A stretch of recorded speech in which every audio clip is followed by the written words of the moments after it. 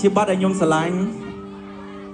គឺជាបទមួយដែលខ្ញុំសហការជាមួយនឹងក្រុមហ៊ុនហនុមានគឺគាត់បាន sponsor ទៅលើការធ្វើបទចម្រៀងមួយនេះ MV មួយនេះដែលត្រៀមនឹងចេញនៅថ្ងៃទី28ខាងមុខផងដែរបាទ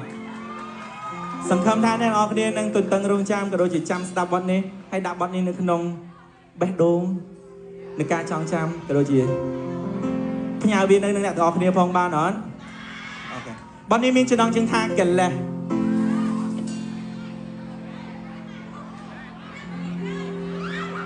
ខ្ញុំសូមបង្ហើបអ្នកទាំងអស់គ្នាមួយគឺបទនេះគឺជាបទមួយដែលខ្ញុំស្រឡាញ់ហើយខ្ញុំសង្ឃឹមថាពេលចេញទៅនឹងទទួលបាន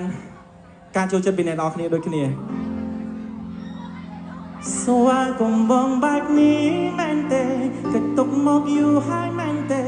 រឿងអូននឹងគេលះចិត្តនឹងបងខ្លាំងម្ល៉េះកលេសពេញខ្លួនឲ្យនឹងនួនអូនឆែហើយមិនសល់នៅស្នាមប្រែដំរែងបងតាមមិនទាន់ឆ្ងាយក៏ព្រោះតែកាលនេះឆ្ងាយក៏ព្រោះតែបាញ់ជាមិននឹកស្មានពងងារអូនមិនគ្រប់គ្រាន់អូនព្យាយាមបំភាន់ទាំងដែលបងខំស្មងនឹងថ្លៃសង្ឃឹមថាជួបអ្នកនរគ្នារងការក្រោយក៏ដូចជាថ្ងៃទី28កុំភ្លេចរងចាំស្ដាប់បទនេះទាំងអស់គ្នាផងដែរបាទ